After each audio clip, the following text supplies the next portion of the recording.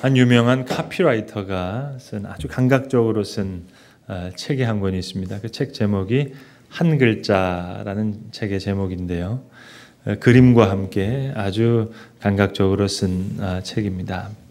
한 글자 안에 소중한 의미가 다 담겨져 있다는 겁니다. 차례를 보시면 다 한 글자로 되어 있는 100가지가 넘는 목차가 있습니다. 그 중에 우리 을이라는 제목 밑에 쓰여진 이런 글이 있습니다. 우리가 갑을관계라고 하잖아요. 근데 이렇게 썼어요.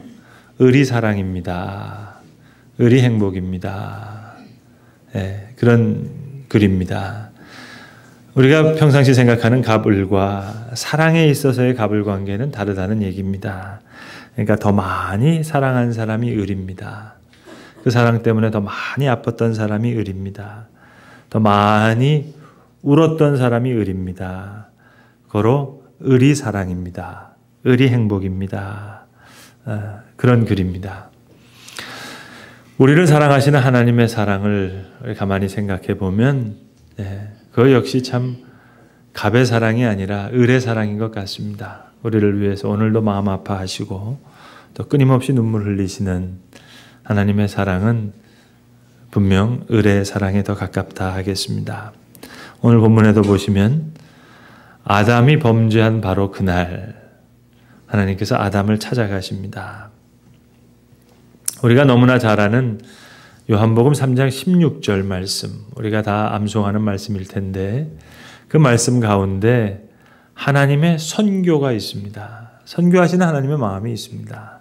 하나님이 세상을 이처럼 사랑하사 독생자를 주셨으니 이는 저를 믿는 자마다 멸망치 않고 영생을 얻게 하려 하심이라.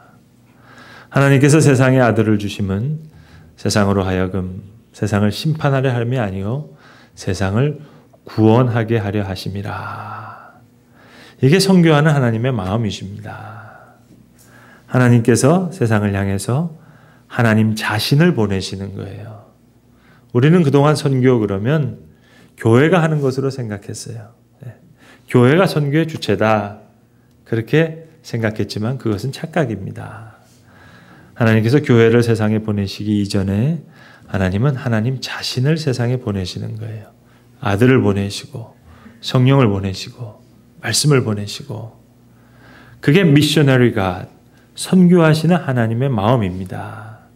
그래서 선교는 교회 행위이기 이전에 선교하시는 하나님의 마음인 것입니다. 성탄절이 가까워오면 특별히 우리 교회 학교에서 아이들에게 성탄을 하나의 역사적인 사건으로 그렇게 설명하려고 합니다. 그래서 선생님들이 베들레헴 말구유를 쫙 설명하기도 하고 또 아기 예수를 찾아온 세 사람의 동방박사 이야기부터 해서 양치는 목동에게 들려줬던 천사의 이야기, 또 마리아에게 수태고지를 했던 천사, 또 요셉과의 이야기, 그런 여러 가지 역사적인 사건, 이야기로 이제 성탄을 소개하려고 합니다마는 성탄 역시 역사적인 사건임과 동시에 거기엔 하나님의 마음이 있습니다. 하나님의 속성이 있습니다. 그래서 성탄의 약속은 마태복음 1장에 제일 처음 나오는 것이 아니라 오늘 저와 여러분이 함께 봉독한 오늘 이 창세기 첫 장면에 벌써 메리 크리스마스라고 하는 성탄의 소식이 함께 있습니다. 이것이 성탄의 메시지입니다. 하나님께서 천지를 다 창조하시고 에덴 동산에 이제 아담과 하와를 위해서 모든 것을 다 준비하신 후에 이 동산에 있는 모든 열매는 너희가 따먹되 선악을 알게 하는 이 선악과 이 나무의 열매는 먹지 말라 하셨습니다. 그리고 분명히 말씀해 주셨습니다. 먹는 날에는 정령 죽으리라. 그런데 아담과 하와가 그 선악과의 열매를 먹었습니다. 그럼 여러분 이야기는 간단하잖아요. 정령 죽으리라 하셨으니까 죽이시면 되잖아요. 그런데 오늘 본문을 보시면 그 아담을 하나님께서 다시 찾아오시는 겁니다. 아담아, 내가 어디 있느냐? 어디 있는지 몰라서 물어보시는 말씀이 아니에요. 찾아오시는 거예요. 오늘 본문은 그렇게 시작됩니다. 그날, 바로 그날, 타락한 그날, 바람이 불매 동산에 거니시는 하나님의 음성을 그들이 듣더라. 정말 하나님은 어두워지는, 또 썩어져가는 이 세상을 사랑하시는 하나님이십니다.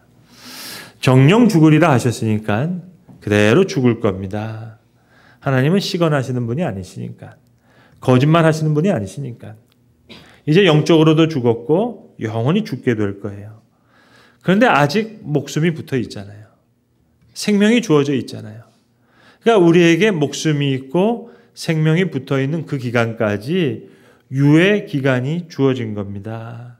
그러니까 하나님께서는 우리를 다시 살리시기 위해서, 아니 영원히 살리시기 위해서 다시 찾아오시는 거예요. 아담아, 내가 어디 있느냐. 악수는 손으로 하는 게 아니라 발로 하는 것이라는 말이 있습니다. 그렇죠. 그쪽으로 내가 찾아가는 거죠. 포옹도 가슴으로 하는 것이 아니라 발로 하는 거랍니다. 그렇죠. 거기까지 찾아가서 껴안아야 될 테니까 말입니다. 키스도 입술로 하는 것이 아니라 발로 하는 거라고. 하나님께서 찾아가시는 거예요. 아담아, 내가 어디 있느냐. 이건 다그치시는 것이 아니라 기회를 주시는 거죠. 근데 아담이 오늘 본문에 보시면 잘 아시겠습니다만 변명합니다. 하나님이 내게 주셔서 나와 함께 있는 이 여자가 그 열매를 내게 주므로 책임을 전가하고 있어요. 참 지지리도 못난 변명이죠. 네? 아니 이런 놈이라면 정말 죽이시면 되는데 하나님 속절없이 다시 여인에게 찾아가시고 심지어는 뱀에게까지 찾아가셔서 오늘 여자의 후손이, 그러면서 성탄의 소식을 지금 약속하시는 거예요. 메리 크리스마스예요. 그러니까 성탄절의 이야기는 창세기 첫 장면부터 나오는 겁니다. 그래서 말씀드리는 거예요. 이건 역사이기 이전에 하나님의 마음입니다. 자, 여러분 성경을 어떻게 우리가 읽으면 좋을까요? 자, 창세기 4장에 그러면 성탄의 약속이 주어졌어요. 그럼 오래 기다리지 말고 그냥 창세기 한 4장에 예수님 오시고, 그렇게 하면은 뭐 성경 간단하고 좋잖아요. 왜 이렇게 66권 두껍게, 우리 읽기도 어렵게 이렇게 긴 이야기가 있을까요? 여러분, 길고 긴 이야기가 주어졌다는 것, 이거 자체가 사랑입니다. 하나님이 하나님 자신을 보내시는데 이 구원의 방법은 가장 소중한 방법이면서 마지막 방법이기 때문에 이것까지 무너지면 이제 더 이상 기회가 없어지는 거예요. 마치 이와 같은 거죠. 왕이 어느 마을에 오게 되는데 미련한 백성들이 왕을 못 알아봐서 왕을 죽여버리면 모든 게 다 끝나잖아요. 그러니까 많은 신하들이 미리 와서 왕이 오실 것을 준비하는 거예요. 왕이 오실 것이다. 왕이 곧 행차하실 것이다. 여러 사람을 동원해서 길들 닦기도 하고 포장을 하기도 하고 여러 가지를 준비를 합니다. 그리고 나서 왕이 행차하신다 하면 중요한 건 이거예요. 그동안 백성들 한 번도 왕의 얼굴을 본 사람이 없어요.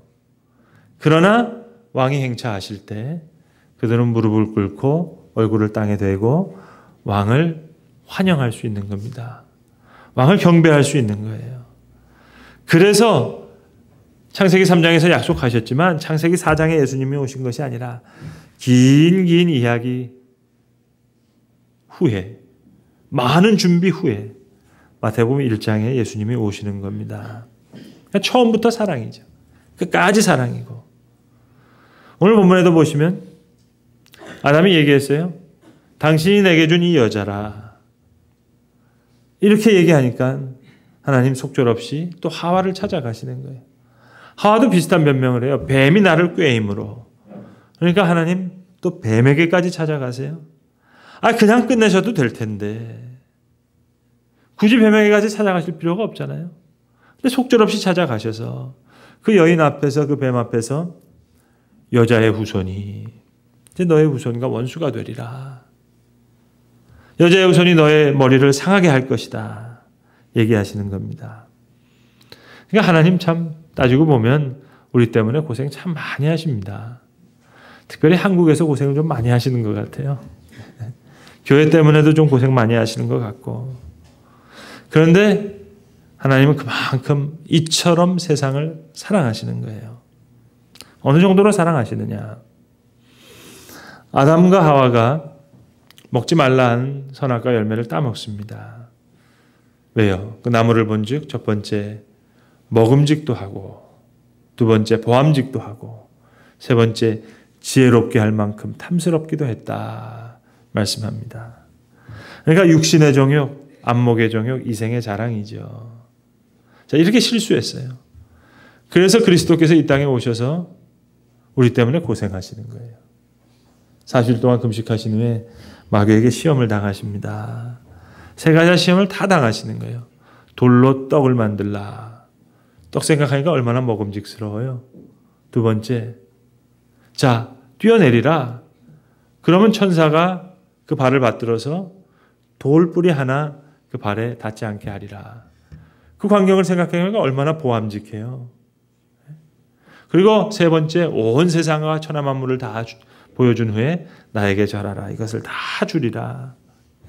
탐스러기까지 해요. 보암직도 하고 먹음직도 하고 지혜롭게 할 만큼 탐스럽기도 해서 시험당한 그 시험을 그리스도께서 우리를 위해 고통을 당하시면서 다시 다 이겨내 주시는 겁니다. 하나님 떠난 인간에게 하나님께서 거꾸로 인간을 찾아오시는 거예요. 아담아, 내가 어디 있느냐. 그리고는 뱀에게까지 찾아오셔서 여자의 후손으로 와서 먹음직도 하고 보암직도 하고 지혜롭게 할 만큼 탐스럽기도 해서 그래서 타락했던 이 세상을 이처럼 사랑하사 독생자 여자의 후손을 주어서 이는 저를 믿는 자마다 멸망치 않고 영생을 얻게 하려 함이라. 그러니까 성탄의 이야기는 오래전부터 준비됐던 겁니다. 마태복음 1장에 시작되는 이야기가 아니에요. 우리 한국교회 많은 교회에서 이제 아버지 학교를 합니다. 근데 아버지 학교를 참석해 보면 그 내용이요, 사실 뭐 그렇게 특별한 게 없어요. 학교라고 이름을 붙였지만 뭐 훌륭한 논문을 발표하는 것도 아니고 뭐 확실한 공식을 가르쳐 주는 것도 아니고. 그런데 그 아버지 학교가 강력하게 역사를 일으키는 이유는 뭐냐면 따지고 보면 딱 한 가지입니다. 거기서 아버지들이 외치는 슬로건이 하나 있거든요. 그게 뭔 줄 아세요? 아버지 학교에서 외치는 아버지들의 슬로건. 딱 한 문장인데 그게 강력해요. 이겁니다. 주님, 제가 아버지입니다. 아니, 아버지인 줄 몰랐어요? 네? 그런데 주님, 제가 아버지입니다. 이 한마디에 그저 그렇게 씩씩하던 장정들이요, 거기서 변화받는 거예요. 무너지고 싶은 아버지들이 무너지지 않고 타락하고 싶었던 아버지들이 타락하지 않아요. 왜요? 내가 아버지니까. 낙심하고 싶어도 낙심할 수가 없어요. 왜? 아버지니까. 유혹이 와도 유혹에 넘어가지 않아요. 아버지니까. 주님, 제가 아버지입니다. 그 한마디가 사람을 뒤집어 놓는 겁니다. 여러분, 사랑이 찾아오면 천년바위 같은 사람들도 뭐 흔들바위 된다 그러잖아요. 그게 사랑의 힘입니다. 짝사랑에 대해서 누가 이런 재밌는 말을 했더라고요. 짝사랑은 말 한마디 붙이지 못하는 무언극이다. 그뿐만이 아니라 혼자 불 붙고 혼자 꺼지는 자작극이래요. 그리고 상대방의 불이 옮겨 붙이지 않으고 그냥 그대로 끝나니까 단막극. 그리고 마지막으로 막이 내린 후에도 눈물이 그치지 않는 심파극이래요. 여러분, 짝사랑이, 열매 없는 짝사랑 얼마나 가슴 아프겠어요. 근데 가만히 보면 하나님이 우리를 사랑하시는 그 사랑을 보면 그것도 거의 짝사랑의 방부래요. 그런데 차이점이 있다면 하나님께는 소망이 있는 거예요. 그리고 결국 하나님은 열매를 맺게 하세요. 그러니까 열매 있는 짝사랑이니까 그건 그분의 편에서는 설레임이죠. 그렇게 하나님은 우리를 찾아오시는 거예요. 계속 찾으시고 계속해서 오셔서 찾아오시는 그 사랑으로. 돌아서면 끝인가요? 등을 껴안는 것도 사랑인데요. 오늘 돌아선 아담의 등을 하나님이 껴안으시는 거예요. 아담아, 내가 어디 있느냐. 그래서 아까 그 얘기했던 사람이잖아요. 심파극, 뭐 단막극, 자작극 했던 사람이 하나님의 사랑은 극은 극인데 적극이래요. 적극적으로 찾아오신다는 거예요. 하나님이 세상을 이처럼 사랑하사 독생자를 주셨어요. 이거 그야말로 적극적으로 주신 거죠. 이 세상 참 엉망진창일 때가 많아요. 말이 안 되는 경우도 많고요. 그러나 하나님이 세상을 이처럼 사랑하사. 그러니까 이야기가 달라지는 거예요. 나의 나됨, 우리의 우리됨은 나와 우리에게 있는 게 아니에요. 하나님의 하나님 되심에 나의 뇌됨이 있고 우리의 우리됨이 있어요. 아담아 내가 어디 있느냐. 이 말씀 하나 때문에 아담의 운명이 바뀌는 거예요. 아담의 가치가 달라지는 거예요. 아담의 의미가 달라지는 거예요. 아담아 내가 어디 있느냐. 소중한 사람이 되는 거예요. 주님의 이 마음속에 나의 나됨이 있어요. 전 성경을 읽다가 너희는 세상의 빛이다, 소금이다. 그 말이 되게 부담스럽더라고요. 하나님, 뭐 이렇게 큰 책임을 우리에게 맡기시나. 썩어져가는 세상이 어떻게 소금되고 어두워가는 세상이 어떻게 빛이 되나. 하나님의 사랑이 되게 부담되더라고요. 그런데 제 생각이 짧았다는 것을 알게 됐어요. 하나님을 알아가면 알아갈수록 하나님 빛과 소금을 사랑하시기도 하시지만 그 이전에 하나님은 어두움을 사랑하시는 거예요. 하나님은 썩어지는 곳을 사랑하시는 거예요. 그래서 저는 그 썩어지고 어두운 곳에 하나님이 빛과 소금을 보내시는 줄 알았는데 그게 아니라 말씀드린 대로 하나님 자신을 보내시는 거예요. 하나님 아들을 먼저 보내시는 거예요. 그러니까 하나님이 소금을 이처럼 사랑하사 그게 아니고요. 하나님이 썩어져가는 이 세상을 이처럼 사랑하사 독생자를 주시고 하나님께서 빛을 이처럼 사랑하사가 아니고 하나님이 어두움을 이처럼 사랑하사 독생자를 세상에 주시고 그러니까 교회는 이처럼 세상을 사랑하신 하나님의 사랑을 깨달은 증인인 거예요. 그럴 때 세상에 빛이 되고 소금이 되는 거죠. 보내시는 하나님이 그토록 사랑하신 그 사랑을 아는 순간 나는 그 사랑을 전하는 세상에 빛이 되고 소금이 되는 겁니다. 자, 오늘 보내시는 하나님께서 하나님을 보내시는데 어디로 보내세요? 아담과 하와에게로 찾아가시는 거예요. 그리고 아담과 하와를 범죄케 한 그 뱀에게까지 찾아가시는 거예요. 가장 어두운 그곳을 찾아가시는 거예요. 가장 썩어져가는 그곳을 찾아가시는 거예요. 그러니까 하나님께서 하나님 자신을 보내시는 그 세상이 어디냐? 예. 우리를 가장 힘들게 하는 그 아픔, 원수 같은 그 인간, 그게 하나님이 이처럼 사랑하시는 세상이에요. 쓰라린 그 아픔도, 헤어나오지 못하는 그 깊은 감정도 다 하나님께서 이처럼 사랑하시는 세상이에요. 하나님께서 그 세상을 향해서 하나님 자신을 보내시는 거예요. 가장 귀한 독생자를 보내시는 거예요. 교회를 보내시기 이전에 하나님 자신을 보내시는 거예요. 이것이 성탄의 의미예요. 베들레헴의 말구유, 그게 그 의미예요. 하나님 자신을 보내시는 거예요. 어두워 가져가는 이 세상에, 썩어져가는 그 세상에 하나님 자신을 보내시는 겁니다. 다음 주일부터 우리가 대림절이 시작되는데요. 대강절이라고도 하고 대림절이라고도 하죠. 그래서 우리는 기다릴 때자를 거기다 쓰는데 원래 이 advent 그 말의 원뜻은요. 기다린다는 말이 있는 게 아니에요. 우리가 기다리는 게 아니에요. adventus라는 말은 그냥 도래하시는 거예요. 그냥 출현하시는 거예요. 그냥 나타나시는 거예요. 오늘 범죄한 아담에게 나타나시는 거예요. 하와에게 도래하시는 거예요. 뱀에게 출현하시는 거예요. 그게 adventus입니다. 우리를 찾으시는 거예요. 우리에게 오시는 거예요. 찾아오시는 거예요. 그게 바로 우리 하나님 아버지입니다. 이것이 성탄입니다. 여러분 사랑한다는 말의 반대말이 뭔 줄 아세요? 많은 분들이 무관심 그러는데요.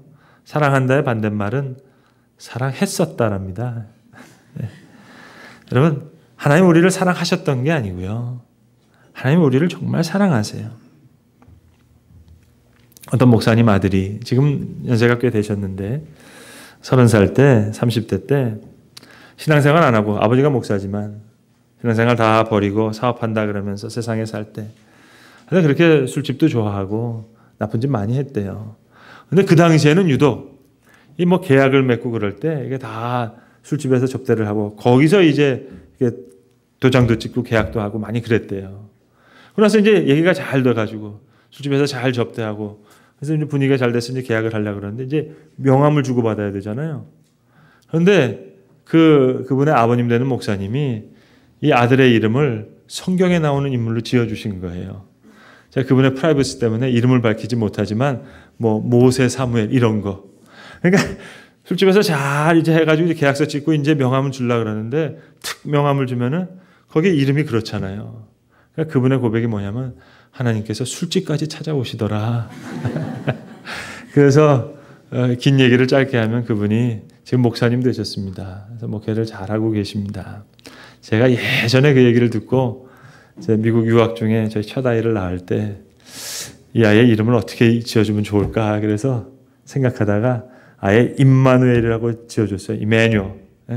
너 술집을 가든지 어디 가든지 너 명함 나눠주면 그때 하나님 함께 계실 거다.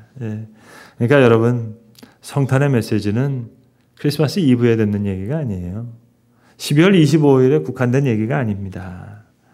성경의 첫 장면부터 지금까지 늘 우리를 찾으시고 우리에게 찾아오시는 하나님이신 겁니다. 제가 우리 교회 개척하기 전에요. 2009년에 성탄을 앞둔 대강절입니다. 어느 작은 신문에 작은 글을 하나 보낸 적이 있는데 엊그제 꺼내서 한번 읽어보니까는요. 감회가 새롭더라고요. 짧은 글의 한 대목을 토시 하나 바꾸지 않고 그대로 읽어드리겠습니다. 하나님께서 이 세상에서 무엇인가 중요한 일을 행하시길 원하실 때는 천둥을 내려치시거나 지진으로 세상을 흔들어 놓지만은 않습니다. 아마도 하나님은 겸손한 한 어머니와 그녀의 진실한 가정에게 갓난아기 하나를 허락하실 것입니다. 그리고 하나님께서는 그 한 귀한 생각과 목적을 그 어머니의 가슴에 주실 겁니다. 그리고 그 어머니는 그 아이의 마음에 그것을 전할 것입니다. 그리고 하나님은 기다리십니다. 오랫동안 기다리십니다. 이 세상의 위대한 일은, 사건은 어찌 보면 전쟁이나 지진이나 천둥이 아닐지도 모릅니다. 위대한 사건은 갓난아기일 수 있습니다. 이 어린아이 하나에 아직도 하나님께서 인간에게 절망하지 아니하셨다는 귀한 메시지가 있고 하나님의 귀한 뜻이 사람의 삶에 온전히 나타나기를 기대하시는 귀한 기다림이 있습니다. 성탄의 소식은 이런 오랜 기다림과 준비 가운데 그렇게 준비되어졌던 것입니다. 이런 글입니다. 그렇습니다, 여러분. 베들레헴의 말구유 그냥 하루아침에 준비된 게 아니었습니다.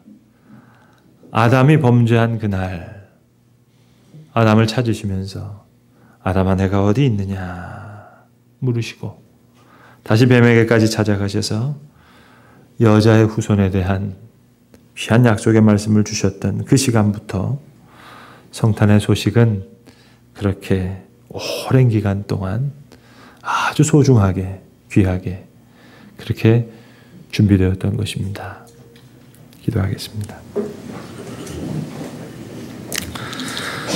세상을 이처럼 사랑하신 주님, 오늘도 이 어두운 세상을 이처럼 사랑하시고 하나님 자신을 이 세상에 보내시고 썩어져가는 이 세상을 사랑하셔서 하나님 자신을 다시 보내시며 성령을 보내시며 이렇게 이처럼 세상을 사랑하시는 이 끝없는 사랑을 우리가 깨닫기를 원합니다. 범죄한 아담을 그날 찾으시며 하와 뱀에게까지 찾아오셨던 주님, 오늘도 우리 가운데 오시고 이 어두움 가운데도 오시고 이 썩어져가는 우리의 심령 가운데 우리의 세상에도 다시 오셔서 오늘도 귀한 성탄의 소식으로 우리에게 은혜 베풀어 주시기를 원합니다. 오늘도 주의 귀한 소식을 오랜 기다림과 준비 가운데 준비해 주셨던 이 귀한 은혜를 온전히 받아 누리는 하나님의 자녀들로 살아가게 하시옵소서. 우리 주 예수 그리스도의 이름으로 기도합니다. 아멘.